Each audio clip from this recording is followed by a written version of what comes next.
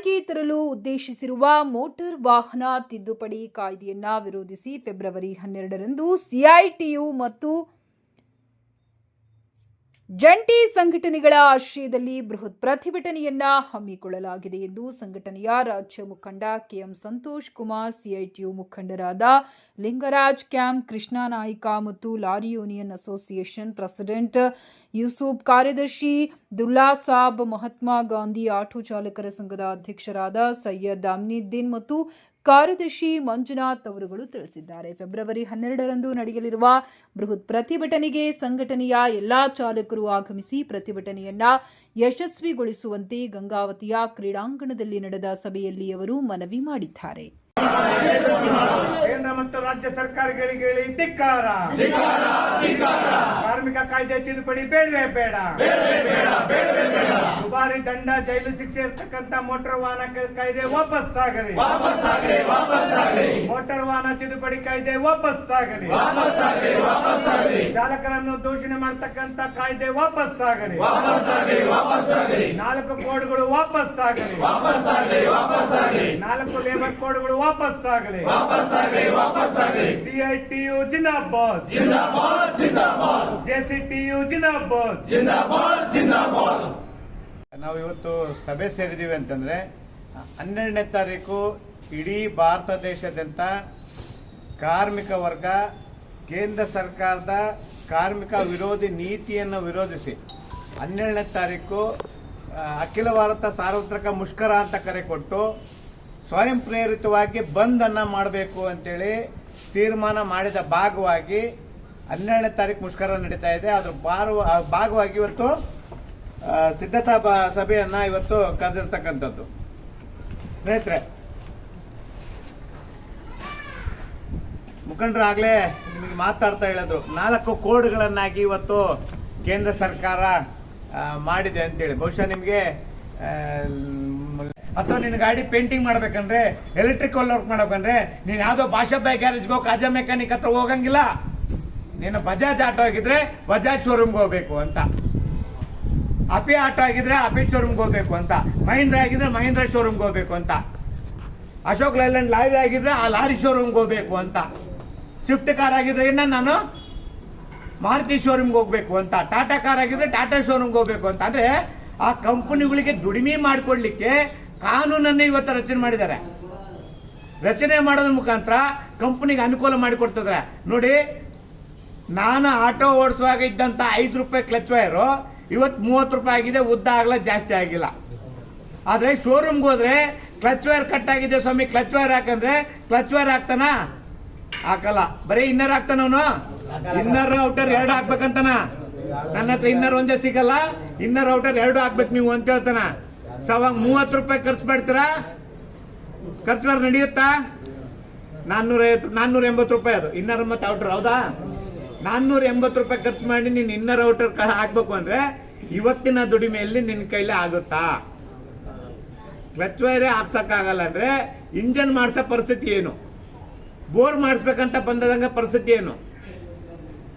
ಕಾನೂನು ಮೀರಿ ನಾನೇನಾದ್ರೂ ಹೊರಗಡೆ ಮಾಡಿಸಿದ್ರೆ ಅದಕ್ಕೊಂದು ಕಾನೂನಿದೆ, ತಯಾರಿಕೆಯಲ್ಲಿ ಅತಿಕ್ರಮಣ ಅಂತ. ಅಂದ್ರೆ ನಿನ್ನ ಮನೆಗೆ ಬೇರೆ ಮನೆ, ನನ್ನ ಮನೆಗೆ ಹೆಂಗ್ ಬಂದಿಲ್ಲ ಅಂತ ಓದಿತಿಯಲ್ಲ ನೀನು. ಹಂಗ ಕಂಪನಿ ಪವರ್ ಕೊಟ್ಟಿದ್ದಾರೆ. ನಾನು ಬಜಾಜ್ ಆಟೋ ತಯಾರಿ ಮಾಡಿ ಶೋರೂಮ್ಲಿಂದ ಹೊರಗಡೆ ಕೊಡುವಾಗ ಈ ಹುಡುಗ MRF ಟೈರ್ ಹಾಕಿ ಕೊಟ್ಟಿದ್ದೆ. ಇವತ್ತಿವನು TVS ಟೈರ್ ಹಾಕಿ ಬಂದನ. ಅಂದ್ರೆ ನನ್ನ ತಯಾರಿಕೆಯಲ್ಲಿ ಅತಿಕ್ರಮಣ ಮಾಡ್ಯಾನ ಅಂತ. ನೀ ಸಾಲ ಮಾಡಿ ಎಂಡ್ರಕೊಳ್ಳಾಗಿಂದ ತಾಳಿ ಒತ್ತಿಟ್ಟು ಗಾಡಿ ತಗೊಂಬಂದಿದ್ದು ಬಡ್ಡಿ ಕಟ್ಟಿದ್ದು ಲೆಕ್ಕನೇ ಇಲ್ಲ. ಅದಕ್ಕೆ ಮುಂದೆ ಬಜಾಜ್ ಅಂತ ಬರ್ದಿರ್ತಾನಲ್ಲ, ಅದೇ ಲೆಕ್ಕ. ಆ ಬಜಾಜ್ ಕಂಪ್ನಿಯ ತಯಾರಿಕೆಯಲ್ಲಿ ಅತಿಕ್ರಮಣ ಮಾಡಿದಾನಂತೇಳಿ ನಿನ್ನ ಮೇಲೆ ಕೇಸ್ ಹಾಕ್ಬೋದು.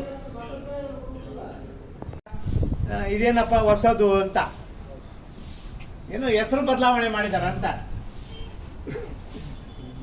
ಅಬ್ದುಲ್ ಇದ್ದದ್ದು ರಹಮಾನ್ ಅಂತ ಹೆಸರಿಟ್ಟರು ಅನ್ಕೊಂಡಿರಿ. ಅಲ್ಲ, ಕೇಂದ್ರ ಸರ್ಕಾರ 2014 ಏನು ಅಧಿಕಾರಕ್ಕೆ ಬಂತು ಅವತ್ತಿಂದ ಇವತ್ತುವರೆಗೆ ಇಡೀ ದೇಶದಲ್ಲಿ ಅವ್ರು ಏನಾದರೂ ಕೆಲಸ ಮಾಡಿದ್ದಾರೆ ಅಂತಂದ್ರೆ ಕೇವಲ ಕಾನೂನುಗಳನ್ನ ಬದಲಾವಣೆ ಮಾಡ್ತಕ್ಕಂಥ ಕೆಲಸಗಳನ್ನ ಮಾಡಿದ್ದಾರೆ. ಆ ಕಾನೂನುಗಳು ಅವರ ಹಿಂದೆ ಇರ್ತಕ್ಕಂಥ ಬಂಡವಾಳಗಾರರಿಗೆ, ಕಾರ್ಖಾನೆಯ ಮಾಲೀಕರುಗಳಿಗೆ, ಆಟೋಮೊಬೈಲ್ ಕಂಪನಿಗಳಿಗೆ ಅನುಕೂಲ ಆಗ್ತಕ್ಕಂಥ ಕಾನೂನುಗಳನ್ನು, ಅವ್ರ ಪರವಾಗಿರ್ತಕ್ಕಂಥ ಕಾನೂನುಗಳನ್ನು ಜಾರಿ ಮಾಡೋಕ್ಕೆ ಹಳೆಯ ಕಾನೂನುಗಳನ್ನು ತೆಗೆದುಹಾಕಿ ಇವತ್ತು ಹೊಸ ಕಾನೂನು ಮಾಡ್ತಾ ಇದ್ದೀವಿ ಅಂತ ಹೇಳ್ತಾ ಇದ್ದಾರೆ. ಅದರ ಭಾಗವಾಗಿಯೇ ಇವತ್ತು 29 ಕಾರ್ಮಿಕ ಕಾಯ್ದೆಗಳನ್ನು ಏಕಾಏಕಿ ತೆಗೆದುಹಾಕಿ 4 ಕೋಡ್ಗಳನ್ನಾಗಿ ವಿಂಗಡಣೆ ಮಾಡಿ ಇವತ್ತು ಇಡೀ ದೇಶದಲ್ಲಿರ್ತಕ್ಕಂಥ ಕಾರ್ಮಿಕರನ್ನು ಯಾವುದೇ ಮುಲಾಜಿಲ್ಲದೆ ಕಾರ್ಖಾನೆ ಮಾಲೀಕರು ಕೆಲಸದಿಂದ ಹೊರಗಡೆ ಹಾಕಲಿಕ್ಕೆ ಅನುಕೂಲ ಆಗ್ತಕ್ಕಂಥ ರೀತಿಯಲ್ಲಿ ಇವತ್ತು ಕೇಂದ್ರ ಸರ್ಕಾರ ಕಾನೂನು ಮಾಡಿದೆ. ನಾವು auto, taxi, Tata AC, lorry ಅಥವಾ ಇನ್ನೊಂದು ಯಾವುದೋ ಓಡಿಸ್ಕೊಂಡಿರ್ತೀವಿ. ಕಾರ್ಮಿಕ ಕಾಯ್ದೆಗಳಿಗೆ 4 ಕೋಡ್ಗಳಿಗೂ ನಮಗೇನಪ್ಪ ಸಂಬಂಧ ಅಂತಂದರೆ, ನಮ್ಮ ವಿಭಾಗಕ್ಕೆ ಸಂಬಂಧಪಟ್ಟಂಥ ಕಾರ್ಮಿಕ ಕಾಯ್ದೆನೂ ಅದರೊಳಗಡೆ ಇದೆ. ಇಷ್ಟು ದಿನ ನಮಗೆ ಪೊಲೀಸು, RTO, ಮೋಟಾರ್ ವಾಹನ ಕಾಯ್ದೆ 1988 ಮತ್ತು 89 ಅಡಿಯಲ್ಲಿ ನಮಿಗಳಿಗೆ ದಂಡವನ್ನು ಹಾಕ್ತಕ್ಕಂಥದ್ದು, ನಮ್ಮ ಗಾಡಿ ಎಷ್ಟು ವೀಲ್ ಇರಬೇಕು, ಅದಕ್ಕೆ ಎಷ್ಟು ಹವ ಇರಬೇಕು, ಇಂಜಿನ್ ಕೆಪಾಸಿಟಿ ಏನಿರಬೇಕು, ಅದು ನೋಡ್ತಕ್ಕಂಥನಿಗೆ ಲೈಸೆನ್ಸ್ ಎಂಥದ್ದಿರಬೇಕು, ಆ ಲೈಸೆನ್ಸಿಗೆ ಬ್ಯಾಡ್ಜ್ ಹಾಕಿರಬೇಕು, ಎಷ್ಟು ಜನ ಕುಂದಿರ್ಸ್ಕೊಂಡು ಓಡಿಸ್ಬೇಕು, ಎಷ್ಟು ತೂಕ ಇರಬೇಕು ಗಾಡಿ, ಇವೆಲ್ಲ ಕೂಡ ಮೋಟ್ರ್ ವಾಹನ ಕಾಯ್ದೆ ಅಡಿಯಲ್ಲಿರ್ತಕ್ಕಂಥ ಅಂಶಗಳನ್ನು ಜಾರಿ ಮಾಡಲಿಕ್ಕೆ ಪೊಲೀಸು RTO ಇಲಾಖೆ ಇದ್ದಿದ್ದು. ಆದರೆ ಮೋಟಾರ್ ವಾಹನ ಕಾರ್ಮಿಕ ಕಾಯ್ದೆ ಅಂತ ಇದೆ. ಬಹುಶಃ ಕಾರ್ಮಿಕ ಇಲಾಖೆ ಅಧಿಕಾರಿಗಳಿಗೂ ಗೊತ್ತಿಲ್ಲ. ಯಾಕಂದರೆ ಇದನ್ನು ಯಾವತ್ತೂ ಕೂಡ ಅವ್ರು ಜಾರಿ ಮಾಡಲಿಲ್ಲ. ಆದರೆ ಇಂಥ ಕಾನೂನುಗಳನ್ನು, ಕಾರ್ಮಿಕರ ಪರವಾಗಿರ್ತಕ್ಕಂಥ ಕಾನೂನುಗಳನ್ನು ಜಾರಿ ಮಾಡಿರಿ ಅಂತೇಳಿ ಒತ್ತಡ ಹಾಕಂಥ ಸಂದರ್ಭದಲ್ಲಿ ಇವತ್ತು ಏಕಾಏಕಿ ಎಲ್ಲ ಲೇಬರ್ ಕಾನೂನುಗಳನ್ನು ತೆಗೆದುಹಾಕಿ 4 ಕೋಡ್ಗಳನ್ನಾಗಿ ಮಾಡಿ ಕಂಪ್ನಿಗೆ ಅನುಕೂಲ ಮಾಡಿಕೊಡ್ತಕ್ಕಂಥ ಕೆಲಸವನ್ನು ಮಾಡ್ತಾ ಇದ್ದಾರೆ. ಅದರಲ್ಲಿ ಕೂಡ ನಮ್ಮ ಸಾರಿಗೆ ರಂಗದಲ್ಲಿರ್ತಕ್ಕಂಥ ಕಾರ್ಮಿಕರಿಗೆ, ಬಹುಶಃ ಹಳೆ ಡ್ರೈವರ್ಗಳು ಯಾರಾದ್ರೂ ಇದ್ರೆ ನಿಮಗೆ ಗೊತ್ತಿರುತ್ತೆ, ನಮ್ಮ ಪೊಲೀಸ್ ಹಿಡಿದ್ರಿಗಿನ ನಮ್ಗೆ ಎಷ್ಟಪ್ಪ ದಂಡ ಆಗ್ತಾ ಇದ್ರೆ ಅಂದರೆ 50-100 ರೂಪಾಯಿ ಅಂದರೆ ಹೆಚ್ಚಾಯಿತು. ಹೌದಾ? 50-100 ರೂಪಾಯಿ ದಂಡ ಕಟ್ಟಲಿಕ್ಕೂ ಕಷ್ಟ ಇರ್ತಕ್ಕಂಥ ಕಾಲದಲ್ಲಿ ಇವತ್ತು ನಾವು ಆಟೋ, ಟ್ಯಾಕ್ಸಿ, ಲಾರಿ, ಇನ್ನೊಂದು ಮತ್ತೊಂದು ಗಾಡಿಗಳನ್ನು ಓಡಿಸಿ ನಮಗೆ ಗೊತ್ತಿಲ್ಲಾರ್ದಂಗೆ ಪೆಟ್ರೋಲು, ಡೀಸೆಲ್ಲು ಅಥವಾ LPG, CNG, ಇಂಜಿನ್ ಆಯಿಲ್ಲು, ಗಾಡಿಗಳ ಬಿಡಿ ಭಾಗಗಳ ಮುಖಾಂತರ ಸರ್ಕಾರಕ್ಕೆ ಒಂದು ತಿಂಗಳಿಗೆ ಸರಿಸುಮಾರು 20,000 ಕೋಟಿ ರೂಪಾಯಿ ತೆರಿಗೆ ಕಟ್ತಾ ಇದ್ದೀವಿ. ನಮಗೆ ಗೊತ್ತಿಲ್ಲ. ನಾವು ಸಾಮಾನ್ಯವಾಗಿ ತೆರಿಗೆ ಕಟ್ತೀವಿ ಅಂದರೆ ಏನು ಅನ್ಕೊಂತೀವಿ ನಾವು, ಯಾರು ಇನ್ಕಮ್ ಟ್ಯಾಕ್ಸ್ ಕಟ್ತಾನ ಅವನು ತೆರಿಗೆ ಕಟ್ತಾನ, ನಮಗೆ ಸಂಬಂಧ ಇಲ್ಲ ಅಂತ. ಆದರೆ ಇವತ್ತು ನಾವೇನು ಪೆಟ್ರೋಲು, ಡೀಸೆಲ್ ಬಳಸ್ತಾ ಇದ್ದೀವಲ್ಲ, ಅಂತಾರಾಷ್ಟ್ರೀಯ ಮಾರುಕಟ್ಟೆಯಲ್ಲಿ ಕಚ್ಚಾ ತೈಲ ಅಂತ ತೊಗೊತಾರೆ, ಕ್ರೂಡ್ ಆಯಿಲ್ ಅಂತ ಹೇಳ್ತೀವಿ ನಾವು. ಅಂದರೆ ಅದರಲ್ಲಿ ಪೆಟ್ರೋಲ್ ಇರ್ತೈತೆ, ಡೀಸೆಲ್ ಇರ್ತೈತೆ, ಆಯಿಲ್ ಇರ್ತೈತೆ. ನೀವು ಗುಳಿಗೆಗಳು ತಂತಿರಲ್ಲ, ಕ್ಯಾಪ್ಸೂಲ್ ಬರ್ತಾವಲ್ಲ, ಆ ಕ್ಯಾಪ್ಸೂಲ್ ಮೇಲೆ ಇರ್ತಕ್ಕಂಥ ಪ್ಲಾಸ್ಟಿಕ್ ಕವರ್ ಟೈಪ್ ಇರ್ತದಲ್ಲ, ಅದು ಕೂಡ ಪೆಟ್ರೋಲಿಯಂ ಉತ್ಪನ್ನ. ಆ ರೀತಿ ಎಲ್ಲ ಉತ್ಪನ್ನಗಳು ಇರ್ತಕ್ಕಂಥದ್ದೇ ಕ್ರೂಡ್ ಆಯಿಲ್ ಅಂತ ಕರಿತೀವಿ ನಾವು, ಕಚ್ಚಾ ತೈಲ ಅಂತ ಕರಿತೀವಿ. ಆ ಕಚ್ಚಾ ತೈಲವನ್ನು ಕಡಿಮೆ ರೇಟ್ನಲ್ಲಿ ತಗೊಂಬಂದು ಇವತ್ತು ಅತಿ ಹೆಚ್ಚು ರೇಟ್ನಲ್ಲಿ ಇವತ್ತು ಮಾರಾಟ ಮಾಡ್ತಕ್ಕಂಥ ಕೆಲಸವನ್ನು ಕೇಂದ್ರ ಸರ್ಕಾರ ಮಾಡ್ತಾ ಇದೆ. ಅಂದರೆ ನಿಮಗೆ ಈಸಿಯಾಗಿ ಅರ್ಥವಾಗಿ ಹೇಳ್ಬೇಕಂದ್ರೆ 40 ರೂಪಾಯಿ ಪೆಟ್ರೋಲ್ ತಗೊಂಬಂದು, 40 ರೂಪಾಯಿ ಡೀಸೆಲ್ ತಗೊಂಬಂದು, 40 ರೂಪಾಯಿ ಇಂಜಿನ್ ಆಯಿಲು, 40 ರೂಪಾಯಿ LPG ಮತ್ತು CNG ತಗೊಂಬಂದು ನಿಮಗೆ ಎಷ್ಟಕ್ಕೆ ಮಾರ್ತಾ ಇದ್ದಾರೆ ಅಂದರೆ 100 ರೂಪಾಯಿಗೆ ಮಾರ್ತಾ ಇದ್ದಾರೆ. ಮ್ಯಾಗಿಂದ 60 ರೂಪಾಯಿ ಏನು ಅಂತಂದರೆ ಅದು ಟ್ಯಾಕ್ಸ್ ಅಂತ ಹೇಳ್ತಾರೆ, ಇನ್ನೊಂದು ಭಾಷೆಯಲ್ಲಿ ಸೆಸ್ ಅಂತ ಹೇಳ್ತಾರೆ. Central cess, excise cess, special cess, development cess, ಅದಕ್ಕೊಂದು ಹೆಸರು ಬಳಸ್ಕೊಳ್ಳೋಂಥದ್ದು ಅಷ್ಟೇ. ಆದರೆ ಒಟ್ಟಾರೆ ತೆರಿಗೆ 60% ಅಷ್ಟು ತೆರಿಗೆಯನ್ನು ಪೆಟ್ರೋಲು, ಡೀಸೆಲ್ಗಳ ಮೇಲೆ ಹಾಕಿ ನಮ್ಮ ಹತ್ರ ಲೂಟಿ ಮಾಡ್ತಾ ಇದ್ದಾರೆ. ಲೂಟಿ ಮಾಡ್ತಕ್ಕಂಥ ಸಂದರ್ಭದಲ್ಲಿ ಸರ್ಕಾರಗಳು ಆಯಿತು ನಮ್ಮ ಹತ್ರ ಇಷ್ಟೆಲ್ಲ ತೆರಿಗೆ ವಸೂಲು ಮಾಡ್ತಾ ಇದ್ದಾರೆ, ನಮಗೇನಾದರೂ ಸೌಲಭ್ಯ ಕೊಟ್ಟಿದೆ ಅಂದರೆ ಏನಾದರೂ ಸಿಕ್ಕಿದೆ ನಿಮಗೆ? ಆಕ್ಸಿಡೆಂಟ್ ಆದರೆ ಆ ನುಜ್ಜುಗುಜ್ಜಾಗಿರೋ ಗಾಡಿಯನ್ನು ಪೊಲೀಸ್ ಸ್ಟೇಷನಲ್ಲಿ ಬಿಟ್ಟು ಅದರ ಡಾಕ್ಯುಮೆಂಟ್ಸ್ ಅನ್ನ ಯಾರಾದ್ರೂ ಬಂಡವಾಳಗಾರರ ಹತ್ರ ಹೋಗಿ 5 ರೂಪಾಯಿನೋ 10 ರೂಪಾಯಿನೋ ಬಡ್ಡಿಗೆ ಆ ಡಾಕ್ಯುಮೆಂಟ್ಸ್ ಅನ್ನು ಒತ್ತೆ ಇಟ್ಟು ನಮ್ಮ ಡ್ರೈವರಿಗೆ ನಾವು ಟ್ರೀಟ್ಮೆಂಟ್ ಮಾಡಿಸ್ಬೇಕು, ಅಥವಾ ನಮಗೆ ಕೈಕಾಲು ಮುರಿದಿದ್ರೆ ನಾವು ಟ್ರೀಟ್ಮೆಂಟ್ ಮಾಡಿಸ್ಬೇಕು. ಆ ಪರಿಸ್ಥಿತಿಗೆ ನಾವು ಇದ್ದೀವಿ. ಹೌದಾ? ಇಂಥ ಸಂದರ್ಭದಲ್ಲಿ ಕೇಂದ್ರ ಸರ್ಕಾರ ಮೋಟಾರ್ ವಾಹನ ಕಾಯ್ದೆ ಅಂತ ಇದೆ ನಮ್ದು. ಆಗ್ಲೇ ನಾನು ಹೇಳ್ದಂಗೆ ನಾವು ಯೂನಿಫಾರ್ಮು ಅಥವಾ ಗಾಡಿ ಯಾವ ರೀತಿ ಇರಬೇಕು ಅಂತೇಳಿ ಎಲ್ಲ ಅಂಶ ಹೇಳೋದು ಮೋಟಾರ್ ವಾಹನ ಕಾಯ್ದೆ 1988 ಮತ್ತು 89ರ ಕಾಯ್ದೆ. ಈ ಕಾನೂನು ಹಳೆಯವಾಗಿದ್ದಾವೆ ಅಂತೇಳಿ 2019ರಲ್ಲಿ ಅದೇ ಅವರು 14ರಿಂದ ಒಂದು ಪ್ರಯತ್ನ ನಡೀತಾನೆ ಬಂತು. 19ರಲ್ಲಿ ಮೋಟಾರ್ ವಾಹನ ಕಾಯ್ದೆ ತಿದ್ದುಪಡಿಯನ್ನ ಮಾಡಿ ಹೊಸ ಕಾಯ್ದೆಯನ್ನ ನಮ್ಮ ಮುಂದೆ ತಂದಿಟ್ರು. ಅವಾಗ ನಾವೇನ್ ಅನ್ಕೊಂಡ್ವಿ, 100 ರೂಪಾಯಿದ ದಂಡ 5,000 ರೂಪಾಯಿ ಮಾಡಿಬಿಟ್ರು, ಸಣ್ಣ ಸಣ್ಣ ದಂಡಗಳನ್ನ ದೊಡ್ಡ ದಂಡಗಳನ್ನ ಮಾಡಿದ್ರು ಅಂತಂದು.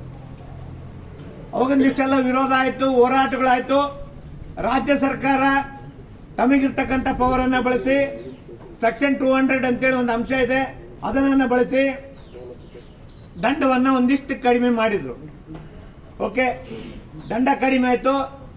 ನಮಗೇನಾದ್ರು ಸೌಲಭ್ಯ ಸಿಕ್ತಂದ್ರಗಿನ ಇವತ್ತಿಗೂ RTO ದಂಡ ಹಾಕಿದ್ರೆ ಅಲ್ಲಿ ಹೋದ್ರೆ ನಾವು 5,000 ರೂಪಾಯಿ ಕಟ್ಟಬೇಕು ಒಂದು ಅಂಶಕ್ಕೆ. FC ಇಲ್ಲಂದ್ರೆ 5,000, DL ಇಲ್ಲಂದ್ರೆ 5,000, ಒಂದು ಪ್ಯಾಸೆಂಜರ್ ಎಕ್ಸ್ಟ್ರಾ ಇದ್ರಗಿನ ವೈಲೇಷನ್ ಆಫ್ ಪರ್ಮಿಟ್ 5,000. ಆದ್ರೆ ರಾಜ್ಯ ಸರ್ಕಾರದ ಕಾನೂನು ಬೇರೆ ಹೇಳುತ್ತೆ, ರಾಜ್ಯ ಸರ್ಕಾರದ ದಂಡನೆ ಕಡಿಮೆ ಇದೆ. ಇಂಥ ಸಂದರ್ಭದಲ್ಲಿ ಕೇಂದ್ರ ಸರ್ಕಾರದ ದಂಡದ ರಿಸಿಪ್ಟ್ ಅನ್ನು ಹಿಡ್ಕೊಂಡು ಅದೇ ರೀತಿ ದಂಡ ಬರೀತಾ ಇದ್ದಾರೆ ಇವತ್ತು. ಇವ್ರಿಗೇನು ಅಂತಂದ್ರೆ ಜಾಸ್ತಿ ರೆವೆನ್ಯೂ ಕಲೆಕ್ಟ್ ಮಾಡ್ಕೊಂಡು ಮೇಲಧಿಕಾರಿಗಳಿಗೆ ನಾನು ತೆರಿಗೆ ಕಲೆಕ್ಟ್ ಮಾಡಿ ಕೊಟ್ಟಿದ್ದೀನಿ ಅಂತ ಗುರುತಿಸ್ಕೊಂಡ್ಬಿಟ್ರೆ ಸಾಕು, ಇಲ್ಲಿ ಹಿಂಬಾಗ್ಲಲ್ಲಿ ಲೂಟಿ ಮಾಡಿದ್ರು ಯಾರು ಕೇಳಂಗಿಲ್ಲ ಅಂತ. ಇದು ಒಂದು ಕಡೆ ದಂಡ ಜಾಸ್ತಿ ಮಾಡಿರ್ತಕ್ಕಂಥದ್ದು ಒಂದು ಕಡೆ ಆದ್ರೆ, ಇನ್ನೊಂದು ಏನಂತಂದ್ರೆ ಬಹುಶಃ ಇನ್ನ ನಿಮ್ಮ ಆಟೋ ಸೆಕ್ಟರ್ಗಿನ್ನ ಮುಟ್ಟಿಲ್ಲ. ಯಾಕೆ ಅಂತಂದ್ರೆ ಇಡೀ ರಾಜ್ಯದಲ್ಲಿ ಒಂದಿಷ್ಟು ಧ್ವನಿ ಇರ್ತಕ್ಕಂಥ ಸಂಘ ಸಂಸ್ಥೆಗಳು ಯಾವುವು ಅಂತಂದ್ರೆ ಅದು ಆಟೋ ಸಂಘ ಅಂತ. ಹಂಗಾಗಿ ನಿಮ್ಮ ಹತ್ರ ಇನ್ನೂ ಬಂದಿಲ್ಲ. ಆದ್ರೆ ಲಾರಿ ಮಾಲೀಕರ ಸಂಘಟನೆ ಅಧ್ಯಕ್ಷರು ಕೂತ್ಕೊಂಡಿದ್ದಾರೆ, ಅವ್ರಿಗೆ ಕೇಳಿ, ಲಾರಿ ಲೈಸೆನ್ಸ್ ಏನಾದ್ರೂ ರಿನ್ಯೂವಲ್ ಮಾಡಿಸ್ಬೇಕು ಅಂದ್ರೆ ಅಥವಾ ನಿಮ್ಮ ಊರಲ್ಲಿ ಬಸ್ ಅಡ್ಡಾಡ್ತಾವಲ್ಲ KSRTC, ಆ ಬಸ್ ಚಾಲಕನ ಲೈಸೆನ್ಸ್ ರಿನ್ಯೂವಲ್ ಮಾಡಿಸ್ಬೇಕಂದ್ರೆ ದೂರದ ಗುಲ್ಬರ್ಗಕ್ಕೆ ಹೋಗಿ ಅಶೋಕ್ ಲೈಲ್ಯಾಂಡ್ ಕಂಪನಿ ಹತ್ರ ಟ್ರೈನಿಂಗ್ ತಗೊಂಡು 1,000 ರೂಪಾಯಿ ಫೀಸ್ ಕಟ್ಟಿ ಅವ್ರು ಕೊಡ್ತಕ್ಕಂಥ ಒಂದು ಸರ್ಟಿಫಿಕೇಟ್ ಅನ್ನ ತಗೊಂಡ್ಬಂದು ನಾವು ಇಲ್ಲಿ ಲೈಸೆನ್ಸ್ ರಿನ್ಯೂವಲ್ ಹಾಕಿದ್ರೆ ಅವಾಗ ಲೈಸೆನ್ಸ್ ರಿನ್ಯೂವಲ್ ಮಾಡಿಕೊಡ್ತಾರ ಅಂತ. ಹೌದೇನ್ರಿ? ನಮ್ಮ ಚಾಲಕರ ಮೇಲೆ ಯಾಕೆ ಒಂದು ಕಾನೂನನ್ನು ಜಾರಿ ಮಾಡಕ್ ನೋಡ್ತಾ ಇದ್ದಾರೆ ಅಂದ್ರೆ ನಮ್ಮ ಲೂಜುತನ ನೋಡಿ. ಅದು ನಾವು ಏನಾರ ಸಹ ನಮ್ಮ ಚಾಲಕರ ಮೇಲೆ ಕಾನೂನು ಜಾರಿ ಮಾಡಿದರೆ ಯಾರು ಒಗ್ಗಟ್ಟಾಗಲ್ಲ. ಇದರಲ್ಲಿ ಒಗ್ಗಟ್ಟಾಗಿ ರೋಡಿಗೆ ಇಳಿಯಲ್ಲ. ನಾವು ಏನು ಫೈನ್ ಹಾಕ್ತಾರ ಅದು ಭಯದ ಮೇಲೆ ನಾವು ಒಂದು ರೋಡಿಗೆ ಇಳಿಯಲ್ಲ. ಒಗ್ಗಟ್ಟತನ ಇಲ್ಲ ನಮ್ಮ ಕಡೆ. ಇದು ಒಗ್ಗಟ್ಟತನ ಇದ್ದರೆ ಇದು ಇನ್ನೊಂದು ಮಾತು. ಹಿಟ್ ಅಂಡ್ ರನ್ ಕಾನೂನು ಏನು ಇದು ಸೈಡ್ಗೆ ಹಾಕಿದ್ದಾರೆ, ಅದು ಕಾನೂನು ಇನ್ನೂ ಕ್ಯಾನ್ಸಲ್ ಆಗಿಲ್ಲ. ಇದು ಹಿಟ್ ಅಂಡ್ ರನ್ ಕಾನೂನು 10 ವರ್ಷ ಶಿಕ್ಷೆ 7 ಲಕ್ಷ ದಂಡ ಅಂತ ಒಂದು ಕಾನೂನನ್ನು ಜಾರಿ ಮಾಡಿದ್ರು 1 ವರ್ಷ ಹಿಂದೆ. ಅದು ಹಿಂದೆ ಪಡ್ಕೊಂಡಿಲ್ಲ ಅವ್ರು ಇನ್ನು ಸೈಡ್ಗೆ ಇಟ್ಟಿದ್ದಾರೆ. ಆ ಕಾನೂನು ನಾವೆಲ್ಲ ಚಾಲಕರು ಇದಕ್ಕೆ ಒಗ್ಗಟ್ಟಾಗಿ ಎಲ್ಲ ಸಂಘದವ್ರು ಒಗ್ಗಟ್ಟಾಗಿ ಇದಕ್ಕೆ ಬೆಂಬಲ ನಾವು ಕೊಟ್ಟರೆ ಯಾವ ಕಾನೂನವರು ನಿಂದ್ರಕ್ಕೆ ಸಾಧ್ಯ ಅಂತ ನಾನು ಹೇಳ್ತಾ ಇದ್ದೀನಿ. ದಯವಿಟ್ಟು ನಮ್ಮೆಲ್ಲ ಚಾಲಕರು ಫೆಬ್ರವರಿ 12ನೇ ತಾರೀಕಿಗೆ ಎಲ್ಲರೂ ಇದರಲ್ಲಿ ಭಾಗವಹಿಸಿ ಈಗ ಸ್ಟ್ರೈಕ್ಗೆ ಯಶಸ್ವಿ ಮಾಡಬೇಕಂತ ತಮ್ಮಲ್ಲಿ ವಿನಂತಿ. ಎಲ್ಲ ಕಾರ್ಮಿಕ ಸಂಘಟನೆಗಳು ಒಗ್ಗಟ್ಟಾಗಿ ಒಂದು JCTU ಅಂತೇಳಿ ಒಂದು ವೇದಿಕೆ ಇದೆ. ಆ ವೇದಿಕೆಯ ಮುಖಾಂತರವಾಗಿ ಇಡೀ ದೇಶವನ್ನು ನಾವು ಬಂದ್ ಮಾಡಲಿಕ್ಕೆ ಹೊಂಟಿದ್ದೀವಿ ಫೆಬ್ರವರಿ 12. ಉದ್ದೇಶ ಏನಪ್ಪಾ ಅಂತಂದ್ರೆ ಇವತ್ತಿನ ಸರ್ಕಾರಗಳು ನಮಗೆ ಅನುಕೂಲವಾಗಿದ್ದಂಥ ಕಾರ್ಮಿಕ ಕಾನೂನುಗಳನ್ನು ತಿದ್ದುಪಡಿ ಮಾಡಿ ನಮಗೆ ಮರಣ ಶಾಸನವನ್ನು ಬರೆಯುವಂಥ ಕಾನೂನುಗಳನ್ನು ಜಾರಿ ಮಾಡಲಿಕ್ಕೆ ಹೊಂಟಿದ್ದಾವೆ. ಕೇಂದ್ರ ಸರ್ಕಾರ ಕಾರ್ಮಿಕರನ್ನ ರೈತರನ್ನ ಗುರಿ ಮಾಡಿಕೊಂಡು ಈ ದೇಶದಲ್ಲೇ ಕಗ್ಗೊಲೆ ಮಾಡ್ತಾ ಇದೆ. ಆ ಕಾನೂನುಗಳ ಸಹಿತ ನಮ್ಮ ರಾಜ್ಯ ಸರ್ಕಾರಗಳು ಜಾರಿ ಮಾಡಲಿಕ್ಕೆ ಹೊಂಟಿದ್ದಾವೆ. ಇಡೀ ದೇಶದಲ್ಲಿ ನಮ್ಮ ಕಾರ್ಮಿಕ ಪಕ್ಷ ಅಧಿಕಾರದಲ್ಲಿರ್ತಕ್ಕಂಥ ಕೇರಳ ಸರ್ಕಾರ ಒಂದೇ ಅದನ್ನು ಧಿಕ್ಕರಿಸಿದೆ. ಆ ಕಾನೂನುಗಳನ್ನು ನಾವು ಜಾರಿ ಮಾಡೋಕ್ಕಾಗೋದಲ್ಲ, ಅದು ಮುಂದೆ ಕಾರ್ಮಿಕರಿಗೆ ಮತ್ತು ರೈತರಿಗೆ ಭಾಳ ತೊಂದರೆ ಇದೆ ಅಂತ ರೀತಿಯಲ್ಲಿ ನಾವು ಜಾರಿ ಮಾಡೋಕ್ಕಾಗಲ್ಲ ಅಂತ ಕೂಡ ಇವಾಗಲೇ ಕೇಂದ್ರಕ್ಕೆ ಅವರು ಆದೇಶವನ್ನು ಕಳಿಸಿದ್ದಾರೆ. ಆದರೆ ಇವತ್ತು ಆ ಕಾನೂನುಗಳನ್ನು ನಮ್ಮ ರಾಜ್ಯ ಸರ್ಕಾರ ಕೂಡ ಜಾರಿ ಮಾಡಲಿಕ್ಕೆ ಹೊಂಟಿದೆ. ಆ ಕಾನೂನುಗಳು ಜಾರಿ ಆದರೆ ಕಾರ್ಮಿಕರ ಪರಿಸ್ಥಿತಿಗಳು ಬೀದಿಗೆ ಬರ್ತವ. ಇವತ್ತು ಮಾಲೀಕರಿಗೆ ಅನುಕೂಲವಾಗಿ, ಆ ಮಾಲೀಕರಿಗೆ ಬಂಡವಾಳಕ್ಕೆ ತಕ್ಕಂತೆ ಅನುಕೂಲವಾಗಿ ನಾವು ದುಡಿತಕ್ಕಂಥ ಕಾನೂನುಗಳನ್ನು ಇವತ್ತು ಸರ್ಕಾರಗಳು ತರ್ತಾ ಇದ್ದಾವೆ. ಮತ್ತು ಕಾರ್ಪೊರೇಟ್ ಕಂಪನಿಗಳು ಬಂಡವಾಳಶಾಹಿಗಳ ಪರವಾಗಿ ಕಾನೂನುಗಳನ್ನು ತರ್ತಾ ಇದ್ದಾವೆ. ಇವತ್ತು ಈ ದೇಶದಲ್ಲಿ ಕೆಂಬಾವುಟ ಏನಾದರೂ ದನಿ ಎತ್ತಲಿಲ್ಲ ಅಂತಂದ್ರೆ ಮುಂದಿನ ದಿನಮಾನ ಕಾರ್ಮಿಕರ ಕಗ್ಗೊಲೆ ಆಗ್ತೈತೆ. ಹಂಗಾಗಿ ಇವತ್ತು ನಮ್ಮ ಕಾರ್ಮಿಕ ಸಂಘಟನೆಯ ನಾಯಕರು, ದೇಶ ಮಟ್ಟದ ನಾಯಕರು, ರಾಜ್ಯ ಮಟ್ಟದ ನಾಯಕರು ಇವತ್ತು ತೀರ್ಮಾನ ಮಾಡಿರೋದೇನಪ್ಪಾ ಅಂತಂದ್ರೆ ಫೆಬ್ರವರಿ 12ಕ್ಕೆ ನಾವು ಇಡೀ ದೇಶದಲ್ಲಿ ಎಲ್ಲ ವರ್ಗದ ಕಾರ್ಮಿಕರು ನಾವು ರೋಡಿಗಿಳಿಬೇಕು. ಈ ಕಾನೂನುಗಳನ್ನ ನಾವು ವಿರೋಧ ಮಾಡಬೇಕು. ಈ ಕೇಂದ್ರ ಸರ್ಕಾರನ ಸೋಲ್ಸೋವರೆಗೂ ನಾವು ನಿದ್ದೆ ಮಾಡಬಾರ್ದು ಅಂತೇಳಿ ನಾವು ಪಣತೊಟ್ಟು ಇವತ್ತು. ಮತ್ತು ಈ ರಾಜ್ಯ ಸರ್ಕಾರಗಳು ಇವತ್ತು ಬೇರೆ ಬೇರೆ ಪಕ್ಷಗಳು, ಪ್ರಾದೇಶಿಕ ಪಕ್ಷಗಳು, ಕಾಂಗ್ರೆಸ್ ಪಕ್ಷಗಳು ಕಾರ್ಮಿಕರ ಪರವಾಗಿ ಅದಾವ, ಕಾರ್ಮಿಕ ಸಂಘಟನೆಗಳ ಪರವಾಗಿ ಅದಾವ, ಈ ನಮ್ಮ ಉದ್ದೇಶ ಪರವಾಗಿ ಅದಾವ ಅಂತ ನಾವು ಅವ್ರಿಗೇನು ಅಧಿಕಾರ ತರಕ್ಕೆ ಹೋದ್ರೆ ಅವರು ಕೂಡ ಏನೈತಲ್ಲ ಇವತ್ತು ಕೇಂದ್ರ ಸರ್ಕಾರದಲ್ಲಿ ಆಡಳಿತ ಮಾಡ್ತಕ್ಕಂಥ ಪಕ್ಷದ ರೀತಿಯಲ್ಲಿ ಕೂಡ ಅವರು ಕೂಡ ಹೋಗ್ತಾ ಇದಾರ. ಅದನ್ನು ಕೂಡ ನಾವು ವಿರೋಧ ಮಾಡ್ತಾ ಇದ್ದೀವಿ. ನಾವೇನಾದರೂ ನಮ್ಮ ಭವಿಷ್ಯದ ಬಗ್ಗೆ ಆಲೋಚನೆ ಮಾಡಿ ನಾವು ಬೀದಿಗಿಳಿದು ನಾವು ಫೆಬ್ರವರಿ 12ನೇ ತಾರೀಕಿಗೆ ನಮ್ಮ ರಾಷ್ಟ್ರ ಮಟ್ಟದ ನಾಯಕರಿಗೆ ಮತ್ತು ನಮ್ಮ ರಾಜ್ಯದ ಮಟ್ಟದ ನಾಯಕರ ಉದ್ದೇಶಕ್ಕೆ ನಾವೇನಾದರೂ ಬೆಲೆ ಕೊಡಲಿಲ್ಲ ಅಂತಂದ್ರೆ ಮುಂದೆ ನಾವು ಬೆಲೆ ತೆರಬೇಕಾಗ್ತದೆ. ಕಾರ್ಮಿಕ ಬಂಧುಗಳೇ, ನಾವು ಇವತ್ತು ನಿಮಗೆ ಏನೋ ಸಹಜ ಅನ್ಸಿರ್ಬೋದು, ಎಲ್ಲರ ಮನೆಗೆ ಎಜುಕೇಶನ್ ಐತಿ, ನಾವೆಲ್ಲ ಬುದ್ಧಿವಂತರಾಗಿದ್ದೀವಿ, ಸರ್ಕಾರ ಏನು ಹೇಳುತ್ತೆ ಅದು ನಾವು ಮಾಡ್ಕೊಂತೀವಿ ಅಂತ. ಅದು ತಿಳ್ಕೊಳ್ರಿ, ದುಡ್ಡಿದ್ದವರ ಪರವಾಗಿ ಸರ್ಕಾರಗಳದಾವ. ಇಷ್ಟೊತ್ತು ನಮ್ಮ ನಾಯಕ, ನಮ್ಮ ಕಾಮ್ರೇಡ್ಸ್ ಹೇಳಿದರು ನಮಗೆ ಎಂತೆಂಥ ಕಾನೂನುಗಳು ಇವತ್ತು ತಂದಿದ್ದಾರೆ 4 ಕೋಡ್ಗಳಲ್ಲಿ ಅಂತ.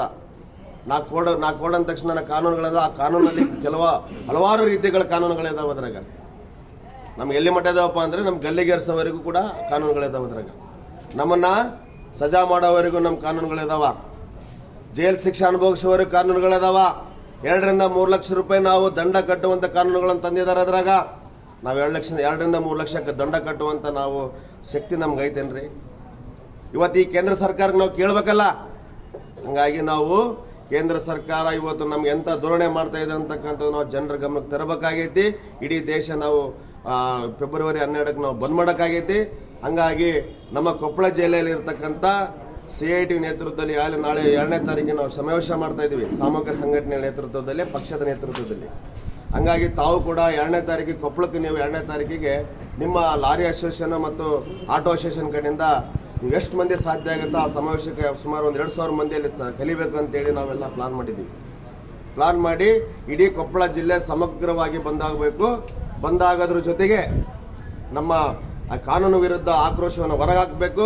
ಅವತ್ತು ನಾವು ಅರೆಸ್ಟ್ ಆಗಲಿ, ನಮಗೆ ಬೂಟೆಟ್ಗಳು ಬೀಳಲಿ, ಲಾಠಿಗಳು ಬರಲಿ, ಗುಂಡುಗಳು ಬರಲಿ, ಎದುರಕ್ಕೆ ಹೋಗ್ಬೇಡ್ರಿ, ಎದುರಕ್ಕೆ ಹೋಗೋದು ಬೇಡ.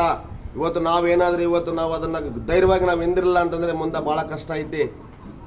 ಹಂಗಾಗಿ ಎಲ್ಲರೂ ಕೂಡ ನೀವು ಆಟೋ ಚಾಲಕರು ಮತ್ತು ಲಾರಿ ಯೂನಿಯನ್ನವರು ನೀವೆಲ್ಲರೂ ಕೂಡ ಏನಪ್ಪ ಅಂತಂದರೆ ಇದು ಫೆಬ್ರವರಿ 12 ನಡ್ತಕ್ಕಂಥ ಮುಷ್ಕರಕ್ಕೆ ನೀವು ಭಾಳ ನೀವು ಇಡೀ ಗಂಗಾವತಿಯಲ್ಲಿ ಸುಮಾರು 4 ರಿಂದ 5 ಸಾವಿರ ಆಟೋಗಳಿದಾವೆ. ಅದರಲ್ಲಿ ಒಂದು 2,000 ಆಟೋ ಆದರೂ ಕೂಡ ನೀವು ಬೀದಿಗಿಳಿಸುವಂಥ ಕೆಲಸ ನೀವು ಆಟೋ ಚಾಲಕರು ಮಾಡ್ಬೇಕಂತೇಳಿ ತಮ್ಮಲ್ಲಿ ಮನವಿ ಮಾಡ್ತಾ ಇದ್ದೀನಿ. ನಾನು ಸುಮಾರು 400 ರಿಂದ 500 ಲಾರಿಗಳದಾವ. ಆ ಲಾರಿ ಯೂನಿಯನ್ ಲೀಡರ್ಗಳ ಸಹಿತ ನಾನು ಮನವಿ ಮಾಡ್ಕೊತೀನಿ. ಸುಮಾರು ಒಂದು 200 ರಿಂದ 250 ಲಾರಿಗಳಾದ್ರೂ ಕೂಡ ಬೀದಿಗಿಳಿಬೇಕು, ರೋಡಲ್ಲಿ ಅಡ್ಡ ಹಾಕ್ಸ್ಬೇಕು. ಯಾವುದು ಕೂಡ ಒಂದು ವಾಹನ ಹೋಗ್ಲಿಕ್ಕೆ ಬಿಡೋದು ಬೇಡ. ಪೊಲೀಸರು ಪರ್ಮಿಷನ್ ಕೊಡ್ತಾರೋ ಬಿಡ್ತಾರೋ ಸೆಕೆಂಡ್ರಿ, ನಮಗೆ ಪರ್ಮಿಷನ್ ಅವಶ್ಯಕತೆ ಇಲ್ಲ. ನಾವು ದೇಶಕ್ಕಾಗಿ ದುಡಿತಕ್ಕಂಥ ಆಸ್ತಿ ನಾವು. ಕಾರ್ಮಿಕರಿದ್ರೆ ದೇಶ, ಕಾರ್ಮಿಕರಿದ್ರೆ ಪ್ರಪಂಚ. ಹಂಗಾಗಿ ಎಲ್ಲ ಕಾರ್ಮಿಕರು ಧೈರ್ಯದಿಂದ ಅವತ್ತೆಲ್ಲ ಮಾಡಬೇಕು. ಮತ್ತು ಇಲ್ಲಿ ಬಂದಂಥ ಎಲ್ಲ ನಮ್ಮ ಆಟೋ ಚಾಲಕ ವಿನಿಯನ್ ಲೀಡರ್ಗಳಿಗೆ ಎಲ್ಲರಿಗೂ ಧನ್ಯವಾದ ಹೇಳ್ತಾ ಈ ಸಭೆಗೆ ನನ್ನ ಆಹ್ವಾನ ಮಾಡಿದಂಥ ನನ್ನ ಕಾರ್ಮಿಕ ನಾಯಕರಿಗೆ ಧನ್ಯವಾದ ತಿಳಿಸ್ತೀನಿ.